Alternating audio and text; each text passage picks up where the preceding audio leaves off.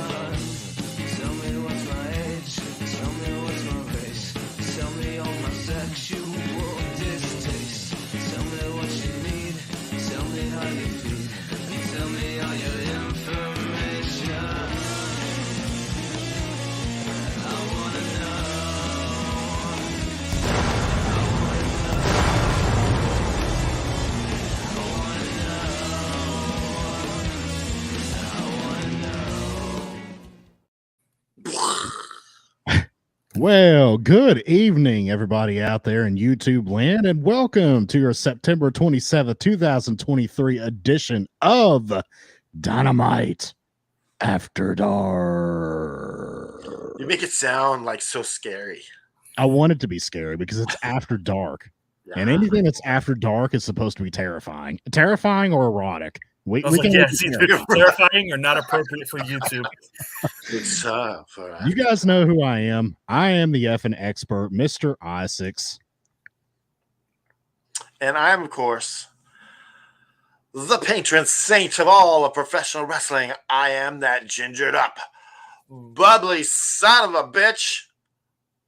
I'm Canada effing dry, damn it.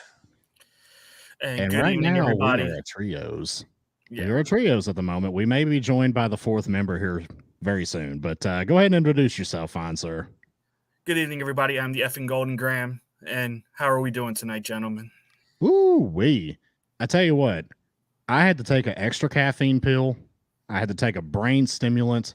I had to take a multivitamin, and got up and literally did karate punches to stay awake for this. Oh, man. You know what? Something about effing Golden Graham that you don't know. What's that? He's better with milk. Golden Graham is a Marine, so like he can probably run on like 15 minutes of sleep like it's nothing. I used to, not no more. In your days, yeah. I haven't been in the Marines for like 14, 15 years now. So, you know, I still am a Marine, but not actively trained. In your heart, you're a Marine. Oh, yeah. Well, the saying is, once a Marine, always a Marine. Yeah, exactly. Well, gentlemen, as we mentioned before, we are here to review Dynamite. We usually have Troy J with us. I think he's going to be joining us sometime here soon. So he'll probably pop in out of nowhere mid-sentence. Out of nowhere, like a Randy Orton RKO. Exactly. An RKO from Trey J Styles. He's going to pop on the screen. He's going to RKO Canada Dry. You're going to see Canada Dry's face plant on his coffee table or whatever he's got there. And he's going to take his place, and we'll still be a trio. So, what are you getting me out of the show for? Trey J did it, not me. You know, I graciously asked you to host the show on JBL. JFB's absence. JFB is, I think he's taking this strike pretty seriously. Like he's been picketing outside the effing wrestling office, and more power to him. You man. See some of those things that they're agreeing to about AI. I haven't seen anything. I just know that the writers have finished theirs, but I know the actors were still working, so I don't know what they've. Well, there's a whole bunch of rules that they're trying to institute about AI. I mean, yeah, they don't want Chat GPT to be like writing scripts. Like that's what they don't want. Chat GPT sucks. There better be a better AI than Chat GPT. The problem is though, is that it's going to evolve, and it's going to get a lot better. And that's what they're afraid of. They're afraid of that. Yeah. And that's smart to draft this ahead of time. Yeah, they need to get it. They need to get out in front of this as soon as possible. But also, the writers are saying we can use AI to get ideas. Yeah. and then We're Shane allowed would to read use it. Yeah. And then we Just the studios can't just replace their writing staff Yeah. Right. with AI.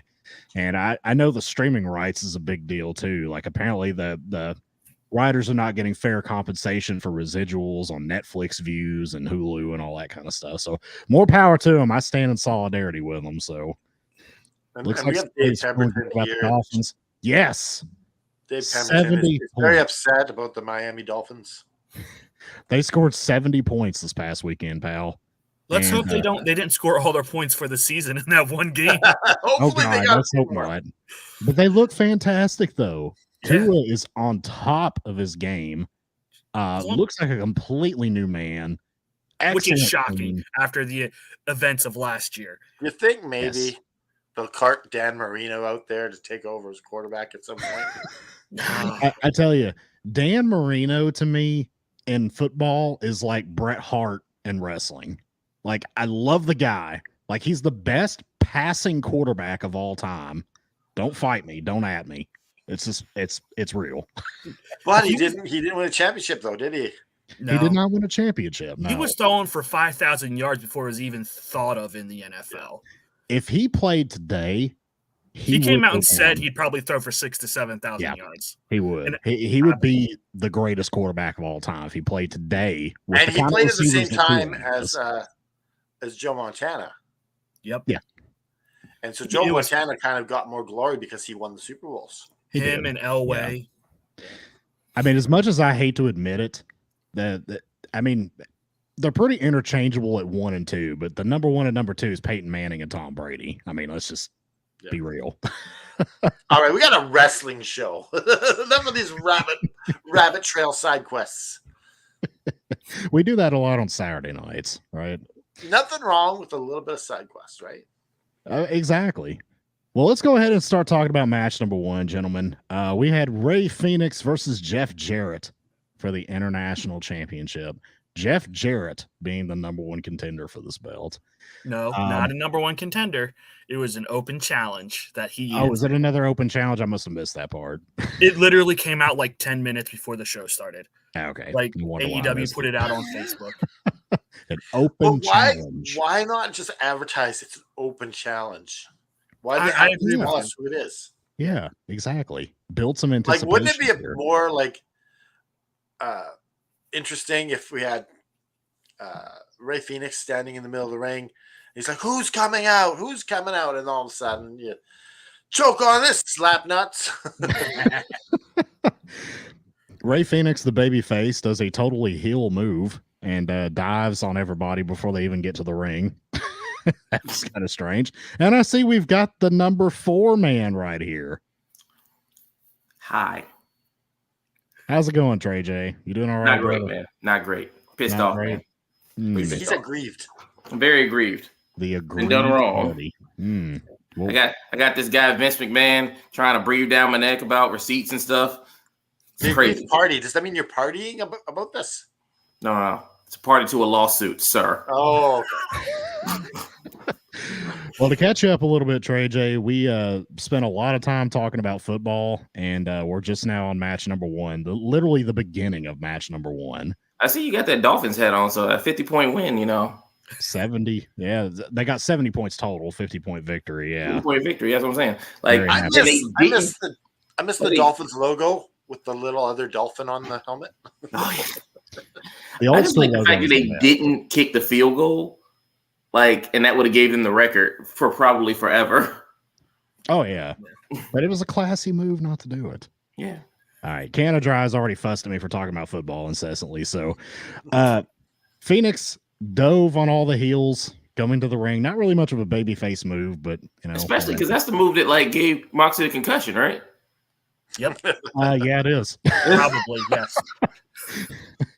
This was kind of a sloppy match. Like, I don't know. I mean, it was okay, but it was kind of all over the place. I mean, it kind of looked like, what's up, noob? It kind of looked like Phoenix, to me, was legitimately hurt outside the ring. And Jarrett was trying to stall. And then Aubrey goes to the outside, gets into it with Karen Jarrett. I really hope they're not going down that road again. But they finally get back in the ring. A low blow to the yam bags. Jarrett being the despicable heel. Figure four reverse to roll up, win by Phoenix. I will start with Golden Graham. What did you think of the opening match here, sir? I enjoyed it. It's everything I've come to love and expect from a Jeff Jarrett produced match. Shenanigans left and right, good action, just Jarrett being his sleazy, slimy old self. I mean, it was as usual, it was a great match to open, continue the tradition of the international title opening. So Yeah. I enjoyed it. I had fun. I will allow Trey J Styles to continue warming up in the bullpit since he just came in the bullpen. And Canada Dry, what do you think Get of that that? pitching hand ready. Yes, I agree with you. This match was a bit sloppy. It wasn't horrible, but it was just like there's little things, and like the pin at the end was just like, okay, that was how you got the win. It's like it could have been more definitive, but it was still entertaining. I'll give it a 6 out of 10 for this. An attaboy. An attaboy. Yeah, An pat on the attaboy. back. That's what he's getting. Trey J, what'd you think of the opening match, my man? Honestly, I enjoyed it. I feel like, if JFB was here, he'd normally say styles make fights. Well, I think the style of this match is so different than what we normally get because a lot of AEW action is just so straightforward. This is like an attempt to inject some story where there really is not one. And you got to at least appreciate the effort. Like these guys are doing what they can to make the most out of the screen time. And so, I mean, I'm all for it. Like I've always enjoyed the story and the psychology of wrestling more so sometimes than the action. So I'm a big fan of this type of stuff. Maybe they're not gonna all be home runs. Yeah. But I can take a single here and there. It had its moments for sure. Yeah, it still gets its own base. Yeah. All right. After match number 1, we saw Adam Cole and MJF on a boat together. And I mean, these two are starting to look like they're in a sitcom together. Mm-hmm. They're out and they're fishing and they're discussing, why it took took Cole so long to come to MJF's side because he's on the phone with Strong, yada, yada, yada. He teases hitting him with the gold ring. Presumably drowning an incapacitated man in the process. So typical MJF evilness there wrapped up in a good guy format. They were fishing here and they caught Captain Insano while they were fishing. So Loved it. This is just comedy shtick, but it's entertaining. It's funny. I enjoyed it. Hannah Dry, what'd you think of this little segment? I think that it was a really fun. Like they're on an effing boat. I'm on a boat. Yeah, it was good. And then I'm so upset that he didn't get the beer after he didn't get hit with the rings. Like at least give him the beer still. But the Captain Insano, like he's acting like he got the thing right in his mouth. He's like, "Oh, you go, you asshole!" And then they're drinking on the boat together with Captain Insano. Oh, that's perfect. If that had been Moxley out there instead of Captain Insano, like his jaw would have been disconnected and blood would have been all over that rubber ducky. Oh yeah. I'm so glad it's Captain Insano instead of Mox. It was a nice little touch. It was funny. It was funny. So we see Don Callis and Takeshita in front of a green screen pretending to be in Tokyo. Clearly was not. Oh, it wasn't Tokyo? They were showing footage of Tokyo, but like they were very, very clearly like in front of a green screen, and you could pretty much tell. Golden Graham, would you agree with that? Yeah, it didn't look quite right with the background, but I mean, to be honest, I really wasn't paying much attention. No, to I it. I wasn't paying enough attention. That's why I asked. I took a spell. I was like, it looked fake, is what it looked. So, yeah, and yeah, go back and watch it again because I mean, it looks like they're clearly standing in front of a screen. And I apologize. I think I kind of jumped ahead a little bit with the boat thing. Trey J and Golden Graham, did you have any thoughts on the boat segment before we move back to Takeshita and Callis? The only bad joke is a joke that's not funny. This was not a bad joke. Indeed. Golden Graham. I had fun with it. Like, I think my favorite thing was just Adam Cole like knew the ring was coming. He's like, "You're not going to hit me and throw me overboard, are you?" And MJF is like, "No, I almost got caught last time I did that." You hit a man with one leg, incapacitate him, throw him overboard. He just sinks 50 feet and drowns to death. It's not that big of a deal. Nah, Right. Not at all. Total babyface champion move. So For some reason, it reminds me of a movie, and I can't remember what movie it was, where the guy just kept he was fighting with his demon side. It's almost like it's not American Psycho, but it kind of gave that same similar vibe. Yeah, I'm not sure. I had to think about what you're talking about. I was just waiting for them to come up with their own rendition of Boats and Hoes. That's what I was Yeah. for. Where's all the hoes at? Prestige worldwide. Wide. Anyways, Callis and Takeshita in front of the green screen. They're pretending to be in Tokyo looking for Kota Ibushi. I guess they're just looking at random Japanese people to see if they look like Ibushi. Renee is in the ring, and then all of a sudden Takeshita and Callis come out to the ring. So apparently they took the red eye from Tokyo and flew straight into Colorado. So kudos to them for staying awake. They probably took some no-dos. They're in the ring. They introduced Japan was tomorrow, so they went back in time. They went back in time. Is that Yeah, what it Japan is tomorrow, so they have to go back in They're time. doing some Superman stuff, going back in time. That's what you got to do when you fly the other way. It's that Hulk Hogan deal where they wrestle 2 days in one by going to Japan. Exactly. Yeah. That's how you wrestle 418 days a year. Yep. You know what his explanation for that is? It's because he would wrestle twice some days. Yeah. So he wrestled in the States and then but- flew to Japan and wrestled. So it was Let's twice. get into in that for a 1 day. second. A little bit of a side quest, because So I watched some of the Joe Rogan Hulk Hogan interview. Oh, good. What'd you think? He's so full of crap. He's eating it up. I told you. I told you he's full of it. So, if you remember the 80s, Hulk Hogan wasn't on TV very often.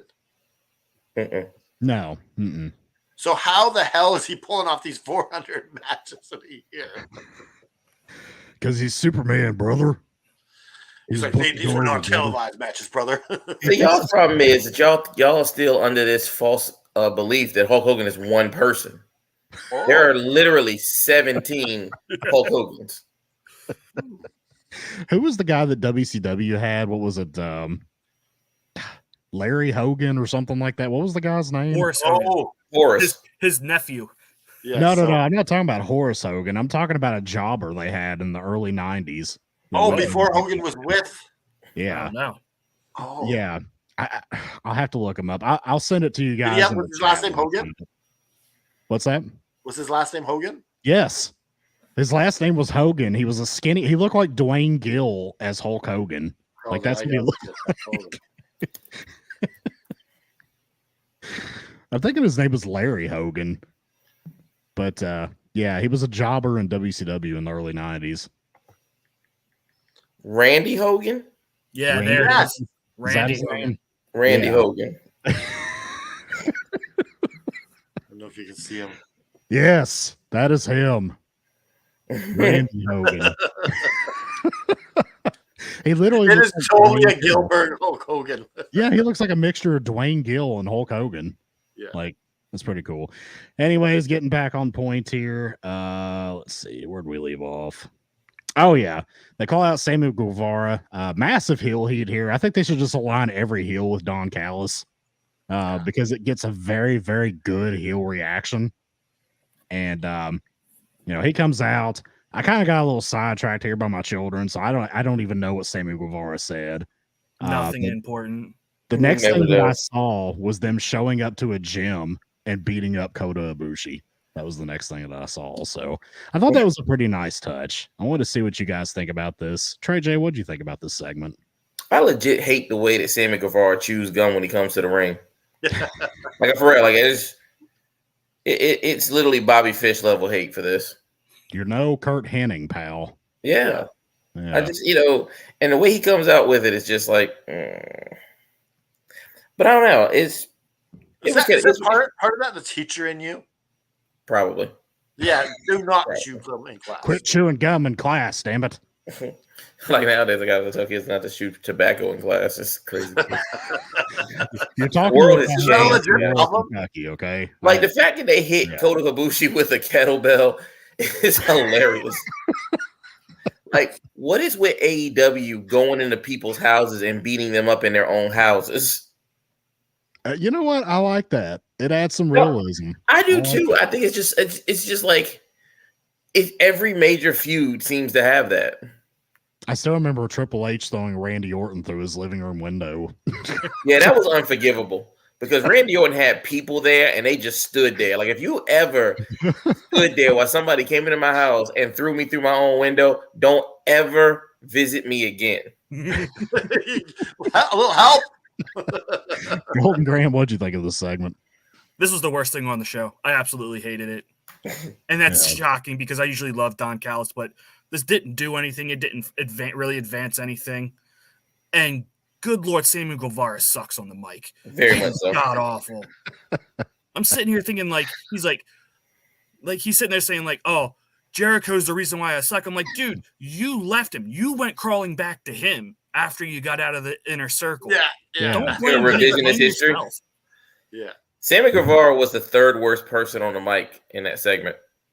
With Takeshita there. Yeah, with Takeshita there, who didn't say anything. He was neutral. Canada Draw, what'd you think? So I think what really I enjoyed the attack on Ibushi. I think that was great. A kettlebell would probably kill him though. I've got to be honest. It most definitely would. Yeah. You'd probably kill him. Kettlebells all the I time. don't know how heavy was that kettlebell. Let's be real. It doesn't matter. That's a kettlebell. Yeah. Dude, if you hit somebody with a 10-pound kettlebell, if I hit you with a 5-pound weight, you're gonna feel it. So a kettlebell. I think what really saved Sammy Guevara in this section was the heat he was getting from the crowd. Massive. Yeah. Just like you suck. Like if that's where he has to go now, just to have people I'm not hate gonna him. lie. This kind of scares me because once Tay comes back, they're just going to go back to kissing each other on the top of the ramp. Oh, God. Yeah, probably. Then she's just going to have to meet on the Callis family too? The kid's going to join the Callis family too. Maybe Callis. Maybe Donnie. Don Callis is going to come out and say, this kid's head looks just like mine. It's going to have red Ray-Bans on, just like him. With his bald head. The family's like, what? What the hell happened here? All right, moving on, gentlemen. We see a little segment with Ricky Starks arguing with Wheeler Yuta. Yuta apparently challenges him to a match at Wrestle Dream. Do any of you have any thoughts on this before we move on? This was like teased, and they just said, hey, somehow we're going to get to this point. And it was just like, oh, okay. Didn't know we really got to get to a Wheeler Yuta match, but okay. Wheeler Yuta is pretty much like the Finley of like AEW. He just wants to fight anybody. Doesn't matter if he wins or loses. Is Castanoli on the card? Hmm? Is Castanoli on the card? No. Wouldn't it have made more sense for Starks to go against Castanoli and get a W against him? No, he's got to get his win back. So Wheeler's an easy win. I imagine he'll probably go up against Castagnoli next. Yeah, but I think Castanoli would have been a bigger deal, like beating Yuta. Yay. Yeah, but Castagnoli's not taking another L after he just took the. Yeah, that's fair. They may be saving Castagnoli for Full Gear. Yeah, Full Gear. Yeah, that could work. Now, do you think this is going? I know, Golden Graham, I think you've said you've had this theory as well, but do you think this is actually leading towards Ricky Starks joining them? It feels like it is. Like tonight kind of made me think that's a possibility. Maybe like it's pot. Like I wouldn't be mad at it. I also but if he didn't join, I wouldn't be heartbroken because Ricky is amazing on the mic and everything else, so he can stand out by his own. Yeah. But like I said before, AEW is a place of factions. You're not getting anywhere being by yourself. It's just not going to happen. Here's something interesting is that there's rumors of Ricky Starks possibly going to WWE soon after this contract ends. He's real close with Cody. Yeah. As was apparently Jade Cargill, as she said in an interview. It's probably why he's getting this push right now, like trying to say, "Hey, stay here in AEW." So if you're Tony Khan, do you keep the push going, or how do you treat that at the end of a contract? See, one thing you could do is you could stick him in the Blackpool Combat Club, and therefore, if he doesn't resign, you could just kind of shove him off the edge of the stage. Yep. Well, I think that's why they had Statlander beat Jade Cargill, and then she was gone. Because, okay, let's try and get a deal done. No, okay. Yeah. I'm curious as to how much time is left on his contract. I think they wanted to kind of give Statlander a push of some kind of way because right now, I hate to say their title reign's kind of dry. I'm very heavily hoping that Julia Hart wins this match. Oh, there's no way. Statlander's last 2 matches were amazing. Come on. No, Statlander's good. The problem is she doesn't. They're not doing a story with it. She doesn't tickle the giblets. Tickle the giblets. Damn right. Oh my. That is a hell of a quote. That is an after dark quote, gentlemen. Coming. We got to start incorporating that more. All right, gentlemen. We are 30 minutes into this program. We were just now at match number 2, which is Nick Jackson versus Brian Cage versus Claudio Castagnoli. I think this was a good match. I liked it. This was kind of your old school Bucks PWG style match, which we saw again later with the other Buck. But this was solid. Of course, Jackson wins. That's just how it is. Trey J, what do you think of this match? I remember they mentioned this was like a blind eliminator for something, but I've totally forgotten what it is. The international title shot next week. Oh, yeah. So I don't know. I'm just, good for them on that.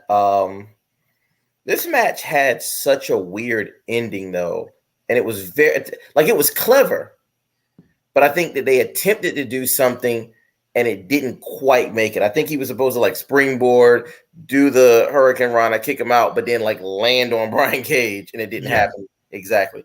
But I'm once again, I commend the effort. Practice doesn't make perfect. Practice makes permanent. So keep doing it. Those spots are going to be your highlight reel. Canada what is it, season 11 on American Horror Story? Not all of them are winners, but it keeps the story going, right?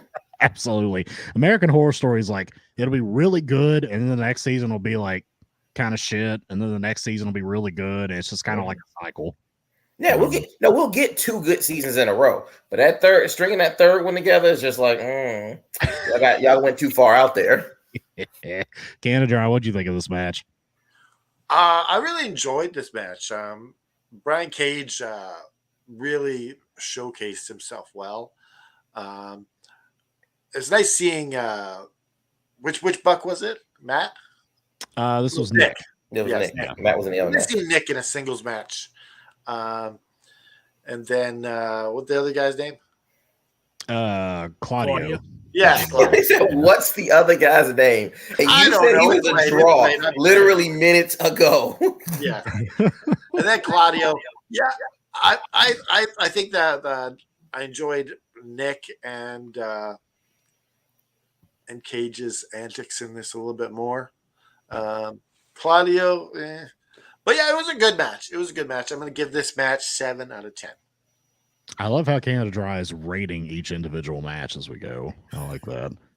Golden Graham, what'd you think? I loved this match. I was kind of pulling for Cage. I get why Nick Jackson won because it's the 4-year anniversary and they want 2 OGs going at it. Yeah. Cool. But Cage tweeted out earlier this week, he's I don't need titles. Just give me 15, 20 minutes, plenty of time in the ring. And that man showed out tonight. Yeah. That suplex on Claudio from outside to inside the ring. Yes. Dude, like Claudio looked like he fell for a minute. That's how high he was up in the air. Yeah. And him just catching Jackson in the air like it's nothing off the top rope. I loved and I like how it feels like Cage is slowly turning into Kano. This is a bit of the Kill City Cup showing up on the. It definitely is. Because that's what he looks like there, yeah. But I want to say something that his contract is almost over. No, it's not. Yes, apparently he had an option that Tony Khan picked up last year. No, apparently in like April he signed a 5-year contract of this year. Oh, I didn't hear anything about this. Yeah, he signed a new. He's there for a while. Well, I hope they utilize him well because he's really good lately. Yeah, I think now that they've got the trios title off of him, I think they will. Don't have him on ROH, just have him be strictly on Collision. Yeah, just like this whole Elite just burying him for weeks. Yeah. And he looks like he could pick up any of those guys and snap them with his index finger and his thumb. All right, moving on. Bane versus the Batman. Right. We get a Righteous promo after this, guys. And I'm going to tell you something about the Righteous. All right. These guys look like a creepy sex cult that's going to be in an upcoming Netflix documentary. What do you guys think about that? Do you think that's what they look like? I don't know where you're getting the sex part from. The creepiness and them being like out in the garden and like the one guy flicking his tongue and stuff. Like, yeah. I don't know. It definitely feels like they're like from the 70s and like getting ready to go do some more drugs, though. Yeah. 100%. They remind me of the Reavers from Firefly. Do you guys remember Firefly? Like, remember the Reavers? Like, they just, oh my gosh, you're missing out. That was a great show. But speaking of creepy sex cults, did you guys know that the Kill City Cup has now hit 13,000 viewers? Yes, nice. That is an amazing number. Amazing. And I can say lots of good things about the Kill City Cup. For one, we're going to have April Hunter on Wrestling with the Paranormal this Monday. Former NWO girl, the star of the Kill City Cup. We're gonna have her on Wrestling with the Paranormal. We're gonna do a spooky clip show and get her thoughts on some of these strange videos we scour the internet for. Oh, that'll be exciting. That'll be fun to watch. Do we want to show the clip of the Kill City Cup here? Yes, let's show that. Welcome to the Kill City Cup.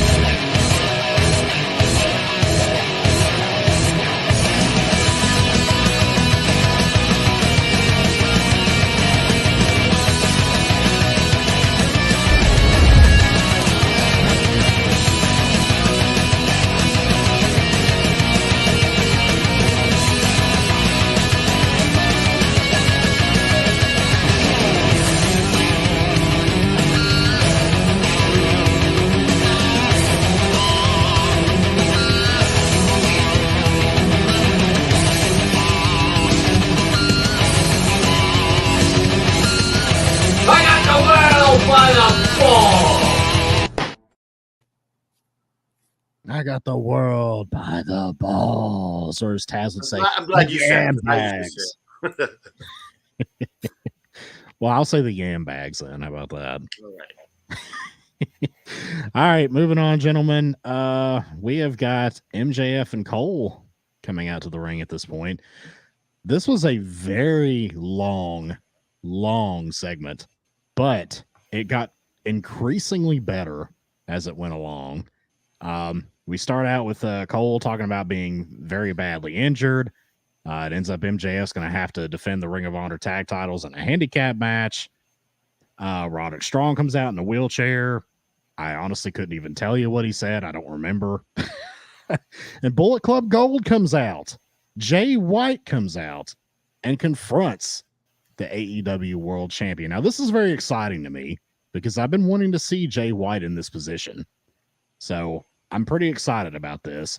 They went back and forth for a long time, and as it got towards the end of the promo, it was fantastic. MJF was on fire. Jay White was on fire. Absolutely love this. Canada Dry, what did you think of this? This was a phenomenal segment. You had MJF just going at him, the pubic hair goatee, the tofu. Oh my goodness. And he has some legit points. Yeah. Like, he has all these things to make him elevated. Like, he's tasting like these other things. Real quick. And then the crowd just tofu. Like, only MJF can get the crowd yelling tofu. Well, they chanted pubic hair too. Yes. Real quick before you go on though, where did that come from? Because I know that's been in a promo talking about you got this handed. Because I know it happened in AEW. This was a little bit to do with MJF and Cole, I believe, when they first started. Okay, yeah, that's what it was. Yeah, so yeah, I think this was, and then I think Jay White was a bit rattled at the beginning. He looked a bit rattled, but he picked it up. He picked it up towards the end. Yeah, absolutely. Trey J, what'd you think of this, man? I gotta say, the best line in that whole thing was when Jay White said, "I'm responsible for all this." If I hadn't almost ended Adam Cole's career, and I was just like, he's absolutely right. That was golden. Yeah. Yeah. Like, you know, I'm always a big fan when wrestlers play with the history. Yeah. Yeah. And, I always hated when WWE didn't do it and didn't acknowledge certain histories. I love the fact that AEW does it, and I think it's going to serve them well. So overall, this was as close to a flawless segment as you could have got. Jay White really proved himself to me that he can really hang with the heavy hitters on the mic, which is something that's been a big criticism of him, even like in his English tours. So the fact that he was able to do this and kind of give the crowd his opportunity, recover, and still take it to, it was brilliant. I love the fact that he sent the Bullet Club Gold to the back. That that gave him just that much more credibility in the situation. So I'm a big fan. I wasn't always the biggest Jay White person, but I mean his run pretty much starting from Impact has been nothing short of phenomenal. Agreed. Golden Graham, what'd you think? Yeah, I just want to jump back though before Jay White comes out. Like, I really thought that MJF was just going to blast Adam Cole in the back of the head with a Dynamite diamond ring. Like, because he was sitting there playing with it on his hand, like he was getting ready to punch somebody. I thought we were going to see it. I'm glad we didn't. Yeah. But yeah, like this, like they could have told me tonight, oh, it's going to be Jay White and MJF at Wrestle Dream, and I would have been perfectly fine. Like, I'm excited to see this matchup between these. Imagine it'll be at Full Gear. I look forward to like another month of promos building it up. It's going to be great. Absolutely. Yeah, I'm with you guys. I'm absolutely excited to see where this goes. I'm a huge Jay White fan. Moving on here, we've got a sit-down segment with good old JR, Jim Ross, Christian Cage, and Darby Allin. Now, I'll let you guys talk first because I think I've talked first on most of these. Trey J, what did you think of this JR sit-down promo? I love the fact that JR gives it that legitimacy by saying, we've already gotten word that AEW has promised that there will be no physicality here. And I think when things don't immediately bog down into like the fight, it's always for the best. Christian Cage hits the, is your uncle going to be there? And you could see it's like, let's start this off early. And I mean, this is such a good story for him. I can see why they wanted him to be the actual TNT champion. I can see why like this was the match to have with the 2 out of 3 falls, because they do reference the fact that Darby's beaten him twice. Yeah, and it's like now you got this 2 out of 3 falls, and it's like, oh, now this could be interesting. Because one of the things that we do know about AEW is AEW is not afraid to have a 2 out of 3 falls match where somebody wins both falls immediately. Oh, yeah. And that's something that, a lot of wrestling organizations kind of shy away from. But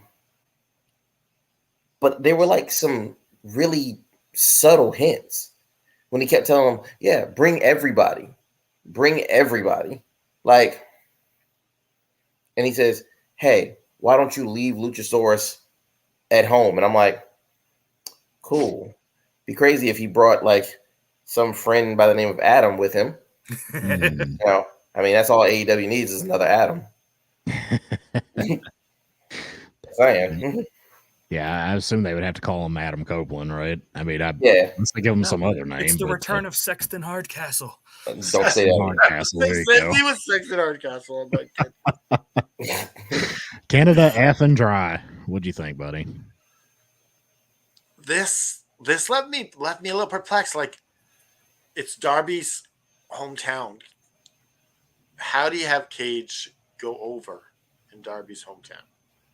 Well, technically, they said it says it's not actually his hometown, right? He's not.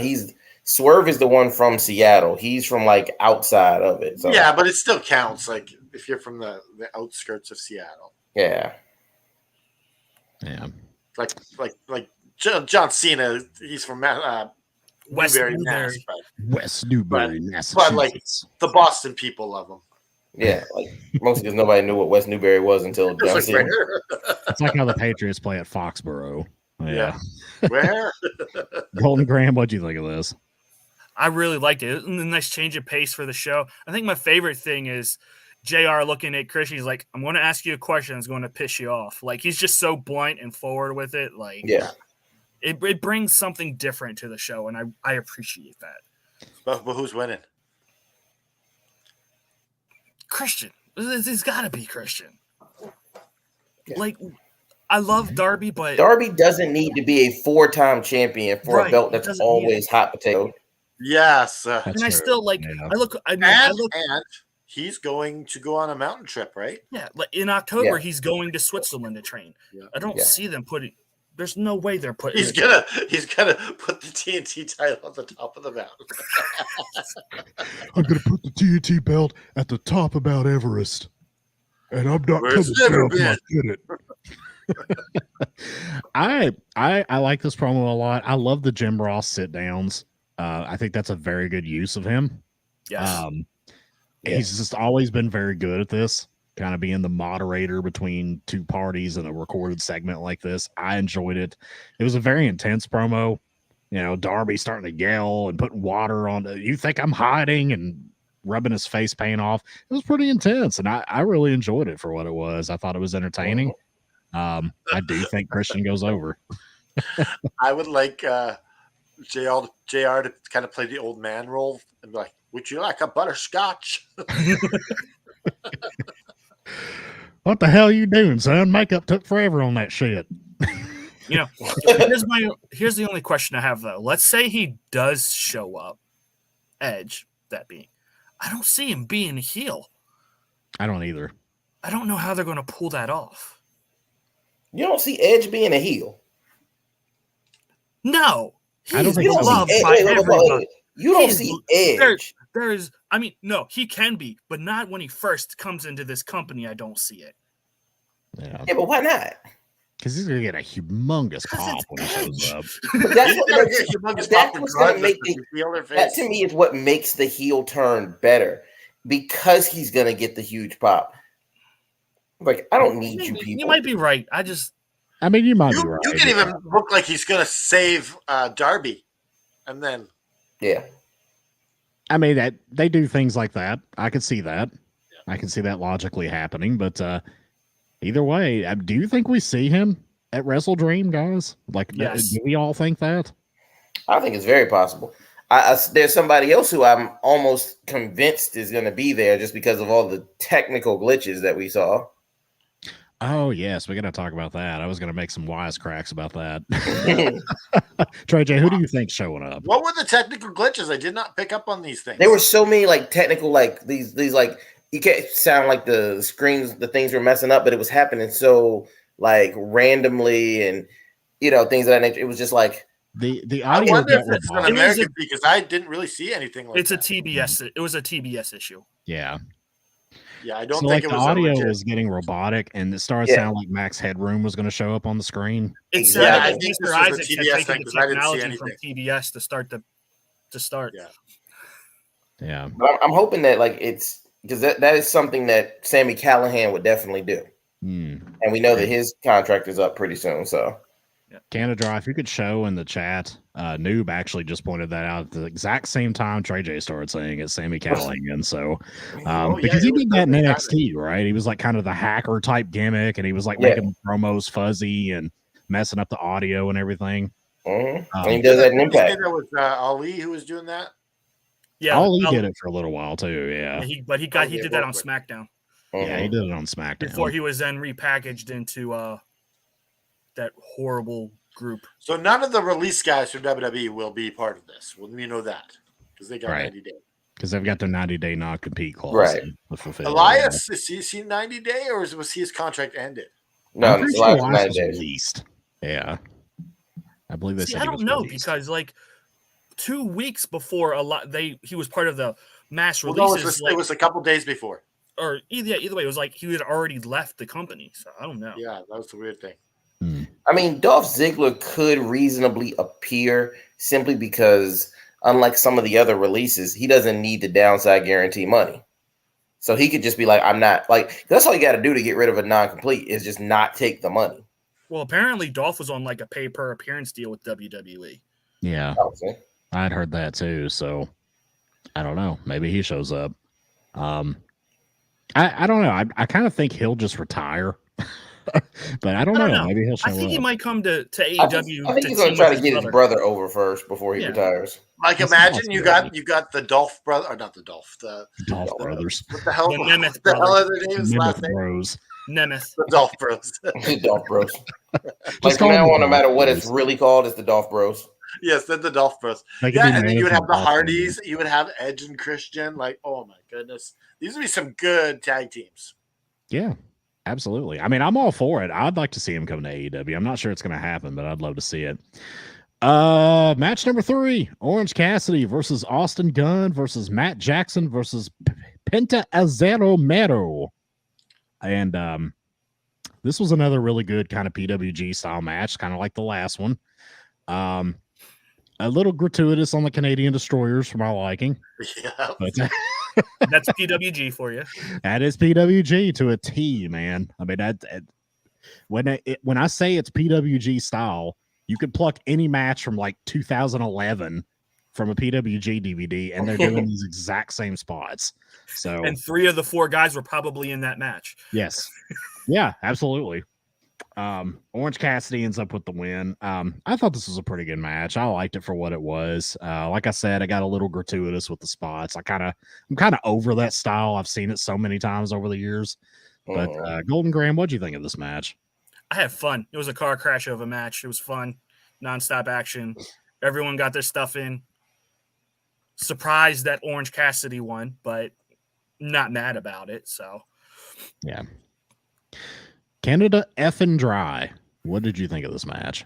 I agree with you. It was a little flip-floppy for my liking. Yeah. It was still. I was a little bit tuned out on this. I got to be honest. So yeah. For that, I'm going to give it 5 out of 10.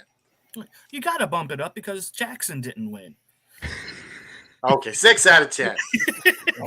I think the only reason why this Jackson didn't win is because Orange Cassidy was there. Like, if it'd been somebody else, the Jacksons would have had a clean sweep here because let's be honest, they always go over in these kind of matches. No, they only care to beat Brian Cage. Right. They would have brought Brian Cage out for a second match to put them over again. Trey J, what'd you think of this match, my man? I don't know. It was very spotty. It was just very, like, a lot of spots in this. The suplex thing went on way too long. Yeah, that was kind of ridiculous. Yeah. The best moment in that entire match had to be Gunn's Famouser, because that was like the best that I think I've ever seen it done. Along with like Orange Cassidy's great sell job, because I was just like, oh yeah, this match is done. Like that was it right there. Yeah. Austin looked like a chip off the old ass. Mm-hmm. See what I did there, everybody? I see what you did there. Hello. See what you did there. That was pretty good. I like how Aaron, the only comment that he's shown for the past half hour is Aaron looking mighty fine today.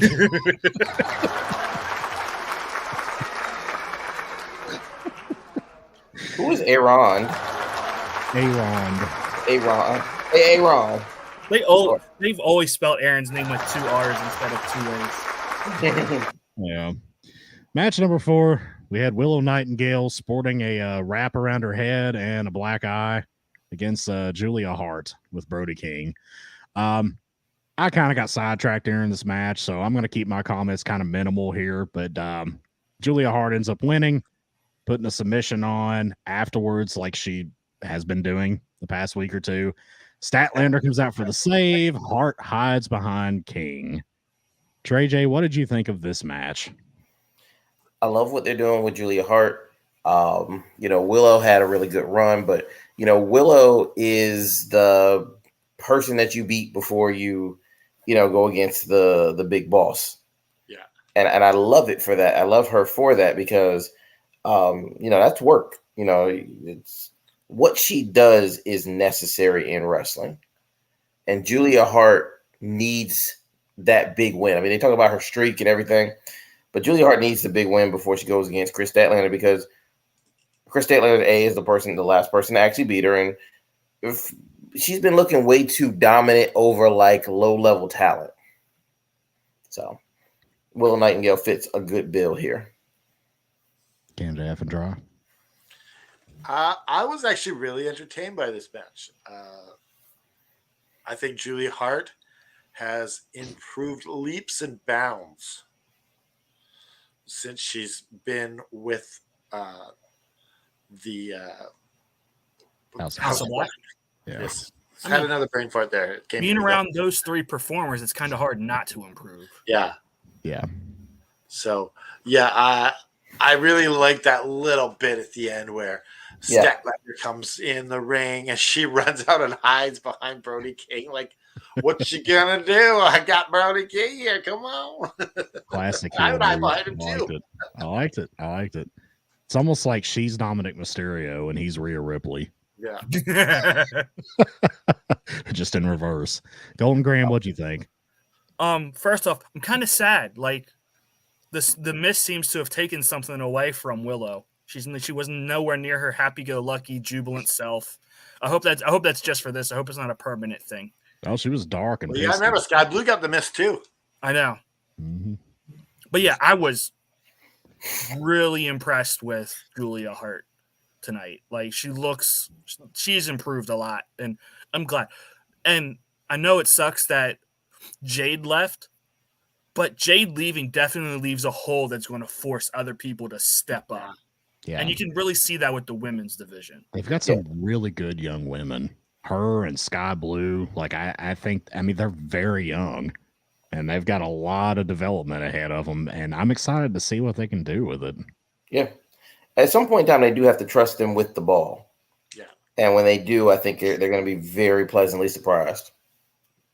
Absolutely. Like I forgot about the main event segment. So I was like, are they really going to give these girls like a half hour in the ring? Well, speaking of Mr. Graham, great foreshadowing there. We are on to the main event segment of the evening. A contract signing between Swerve and Hangman Page. We've got Renee in the ring, guys. I'm so glad they've got Renee doing this stuff and not, practically anyone else. I mean, Shivani's okay at it, but let's be honest, Renee is the absolute best to put out there for anything with a live mic interviewing people. And Canada's house is falling apart. My cat just knocked over my Batman. Fruit Cat's making an appearance. Yes, ladies and he's gentlemen. trying to jump places he should not be jumping. He's Batcat. He does what he wants. Yes. So we can. Before we get to what happened at the very end, we'll save that as an individual piece in itself. My personal thoughts on this, I thought Swerve was absolutely great. I love his promo ability. Hangman sucks cutting promos. Sorry. Also, in other news, water makes things wet. Like, I kind of disagree with you. I really liked Hangman tonight. Like, Okay. I feel like there was some character from him, some emotion from him. It wasn't your typical, like, I'm a robot talking promo. At least he put away the Hello Kitty t-shirts this time and actually came out looking like an ass kicker. At least he did that. And the crowd was into it. I mean, they were chanting cowboy shit. They were feeling it. So, maybe I'm wrong here. Maybe I'm just being a little. Well, do you know who he was talking about? What he was talking about with the Black Cloud? He was talking about CM Punk. Yeah. I was like, oh. Ooh, shots fired. Ooh. All right. Golden Graham, go ahead and give me your thoughts. I know you kind of gave me a little bit on Hangman, but what do you think overall here? Oh, I enjoyed this. Swerve is gold on the mic. Yeah. Like, this, like, sold me so much for this match on Sunday. Like, Swerve is he's so methodical on the mic. Like, even when you think he's lost, when it felt like he cuts through it so smoothly, like nothing phases him. He's just so great. I don't even have anything else to say. Agreed. F and dry. What'd you think? Yeah, this was good. I do think that Hangman was a little bit better than he normally is, but Swerve is just on a whole other level. Yeah. Just like Hangman gives this passion speech and Swerve starts laughing at him. It's like, I love Swerve. Love him. It's like, you call that a promo? Oh my goodness. Swerve is he's oozing with goodness. I hope he wins on Sunday. If he loses, I will freak. Just like, is this going to be the main event? Nah, Sabre Jr. is the main event. Yeah, probably Sabre Jr. and Danielson. It's almost like they were propping it up as the main event. I kind of wondered that too, because they put this in the final segment, but then I remember Danielson, they're trying to keep him exclusively on Collision, so I guess that's the reason why they went with this one. So maybe this will be the second to last match. So a weird ending here, F an expert. Yeah. We'll get to that ending in a second, but first let's get to Trey J and see what his thoughts are on the Swerve and Hangman contract signing promo. I mean, there's not really much more you can say to build this match on Swerve's part. Like, the very first, the promo that started this whole feud really cut Hangman deep. And it was really up to Hangman to kind of pull this together. Like, Hangman goes in there and he becomes, the trios champion as a result of this. It's like, it's almost like you get this feeling that you don't want to beat, dad Hangman. You don't want to beat, like, out of shape, don't care Hangman. You want Hangman to get boosted up some so that the fall for him is going to be that much better. Yeah, that's what I'm hoping for. I'm hoping for it because everything they gave us for this is very in at least in AEW, it's very career defining because the list of people who have beaten Hangman is shorter than the list of people who've beaten Moxley. Yes. True. Yeah. All right. Real quick before we get to the last part. Yeah, go ahead. I thought it was kind of cheeky on at Page's part, the lasers that he shot when he's talking about beating Mox in a Texas death match. He just stared right through Renee. I beat your husband's ass. What do you got to say about that? And you're next. If it was Goldberg, he would have said that. You're next. Renee, you're next.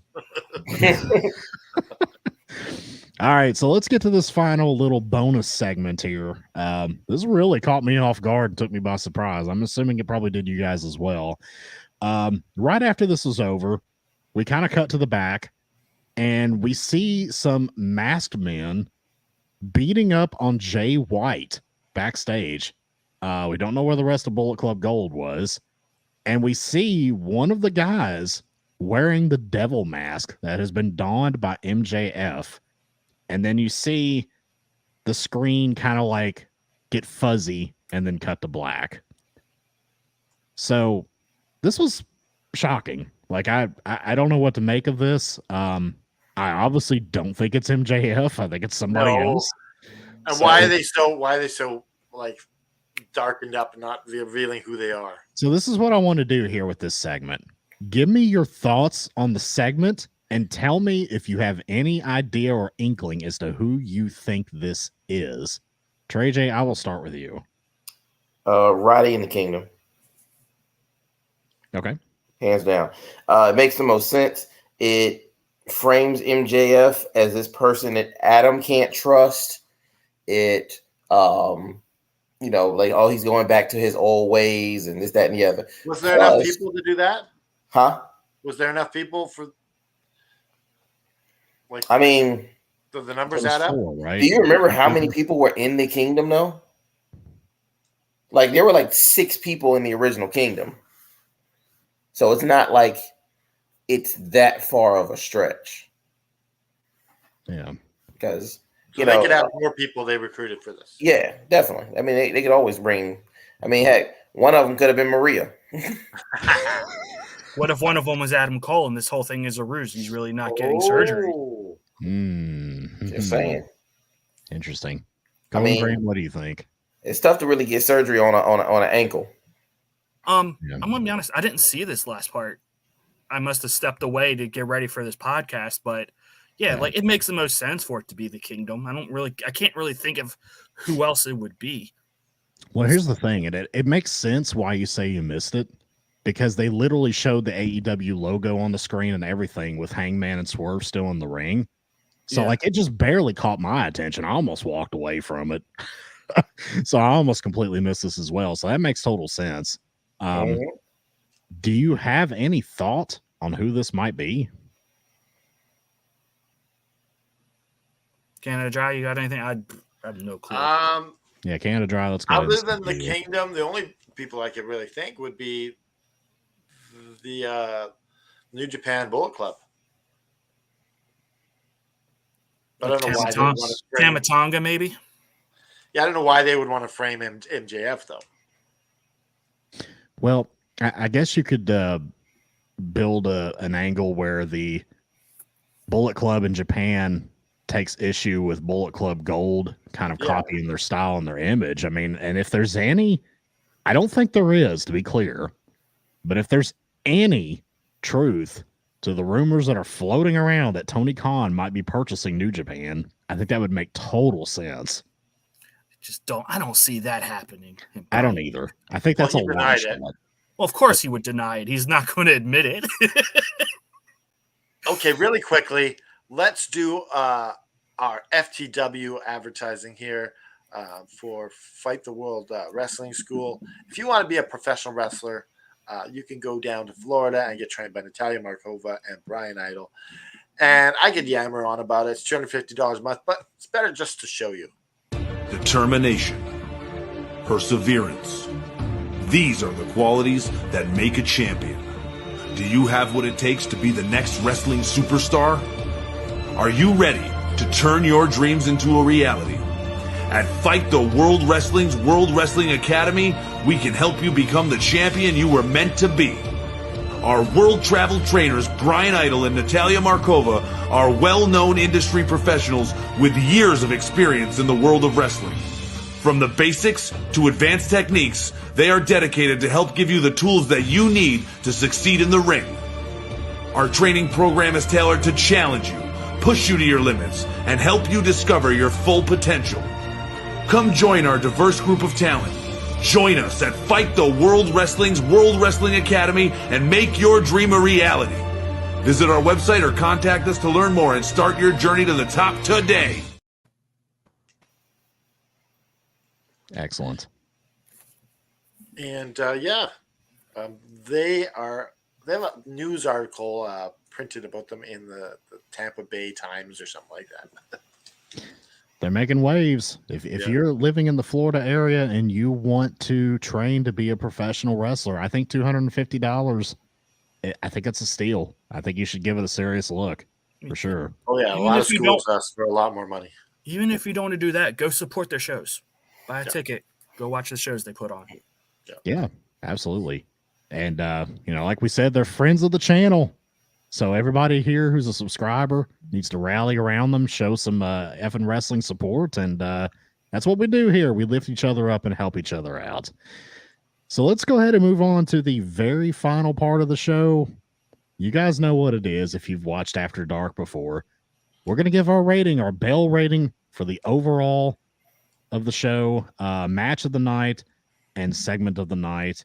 And I'm going to start with effing Golden Graham. Okay, so my match of the night is the triple threat between Jackson and Cage and Claudio. Segment of the night, I don't know. There was just so many good ones. Yeah. I think I'm going to go with the main event because, like I said, it really sold me for their match on Sunday. And I'm giving this 4.5 bells. Okay. Canada effing dry. What about you, pal? I'm going with the segment of the night. I'm going with MJF and Jay White. I think they did an amazing job opening up this angle between them. And match of the night, I'm going to go Brian Cage, Nick Jackson, and Claudio Castagnoli. How many bells? I'm going to give this. I'm going to give it 4 bells. Okay. Trey J. Favorite segment was Adam Cole and MJF on the boat. I'm not really sure I had a favorite match in this one. I mean, everything was kind of what it was, but if I have to pick one, it's going to be a triple threat. This was one where a lot of the in-ring action was great because it set a lot of stuff up. So once again, as a go-home show, I'm going to give it 4 bells. So, all right. For me, my match of the night, I'm going to agree with you guys on Jackson, Cage, and Claudio. I mean, this wasn't a wrestling heavy episode of Dynamite. It was very promo and storyline heavy. So we didn't see a whole lot of actual like in-ring action. But that match was very solid. I liked it a lot. I thought it was great for what it was. So that's my match of the night. I'm a little torn on segment of the night, but I think for segment of the night, I'm going to choose the very, very end of the program with the masked guy and the masked men beating down Jay White, because that just really took me off guard and got me really super interested and intrigued. So I'm curious to see where that's going. That's my segment of the night. I'm going to give the show 3.5 bells. And what does that give us as a composite score there? a flat 4. That was easy. No. Yeah, you guys cancel each other out. A perfectly round number. Yeah. Canada, I'm going to throw to you to close this out however you want. What do you think this Tony Khan announcement is? Or not announcement, but just like AEW is never going to be the same. I think it's He's just being very coy. He's being very coy. He was asked directly about purchasing New Japan, and he didn't deny it. No, we I'm did. honest. He said, I will say that's not true. Did he say that? Yeah. But he 'Cause said, I'm when not I- going to tell you what this is. Okay, because what I had read was that I don't know where people got that from, but he didn't say Something on Reddit. Reddit or Discord or something. You know, where all the great rumors start, Reddit. the squared circle on Reddit. Yeah, that's a interesting cesspool of humanity if you go there and browse around. Are you sure they're humans? I don't know. They might be at least humanoidish. You know, I think we can at least establish that. I mean, we don't know what kind of strain of human that they are. I don't know if they're Homo sapiens or not. They might be Homo erectus or something like that. But You said erectus. JJ, what do you think it is? Honestly, it wouldn't surprise me if he became an investor in New Japan. And a lot of it really has to do with the fact that he's making this Wrestle Dream show, which is a tribute to Inoki.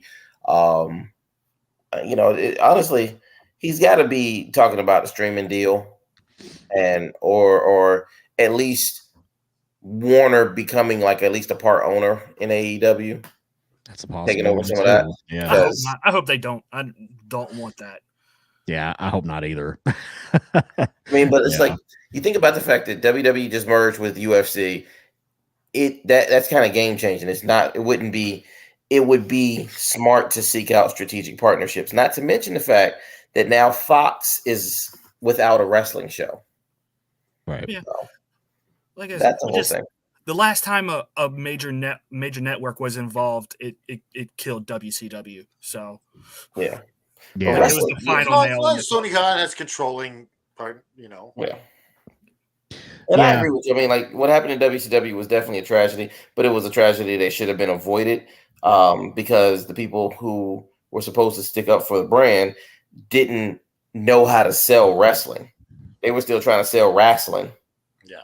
So I listened to a Bobby Heenan shoot interview yesterday. Oh yes, and, I wanted to listen to this. Something that he said when he was asked why he thought WCW went under and WWE did not. And he said very succinctly, because WWE was Vince McMahon's money, and he was so invested in keeping and gaining more money, whereas WCW was Turner Broadcasting money. It wasn't Eric Bischoff's money. It wasn't Hulk Hogan's money or Dr. Harvey Schiller or anybody else that was kind of at the top tier. And so they didn't care about it as much. They just looked at it as a 9-to-5 job. And I thought that was a fantastic point. So when you get a corporation coming in and buying into the product, I do think that's going to diminish it because they own so many other properties that they're just like, oh, if it's not making money, hell, just shut it down. Who cares? We've got a million other properties. Look at what they've done with DC. Yeah, I mean, if Tony Khan is the sole owner, he's going to invest all of his time and energy and passion into it like a Vince McMahon, and he's going to care more about its success. That's just my personal opinion. All right, so let's move on. We got some shirts to sell. Head on over to Pro Wrestling Tees. And of course, we have the Sharpshooter shirt, Sharpshooter Action. And we have our regular shirt worn by Natalia Markova. And also, if you like old school wrestling, and we know you do, head on over to Pro Wrestling Tees /Adrian Adonis, where you can get the adorable Adrian Adonis shirt. And pretty much that wraps it up for us on behalf of F and Mr. Isaac, myself, the Aggravated Party, and Evelyn Golden Graham. Why don't you give a speech, Mr. Isaacs? Guys, you all know the deal when you watch this. We're full of positivity here. We're all about building a better tomorrow around here. And I think sometimes we lose sight of things. Personally for me, I've had a tough time the past few days. But what I have to do is I have to remind myself that I'm a strong man. I have strong character. I'm an intelligent guy. And I can do this. And you need to do the same thing. You need to look internally inside and see the strength that your spirit has. Because I know each of you have it. You have a passion. You have a passion for pro wrestling. So therefore, you need to channel that passion into more positivity in your life. And I know you guys can do it. And if any of you need any help at all, feel free to reach out to me or reach out to any of us. We are here for you. We are a support system. We are a community. We are a family. And with that, remember, everybody, to just keep fighting.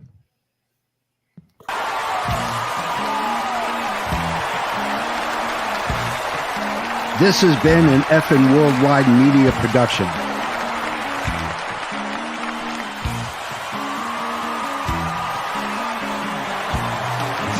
You can find us on all social media platforms like Facebook, Twitter, and others. Head over to our YouTube channel at youtube.com/effing wrestling. And while you're there, click like and subscribe. Want some swag? Head to our store at prowrestlingtees.com/effing wrestling. You can find all these links and much more at our awesome website, fnwrestling.com. As the JFB always says, you can book it.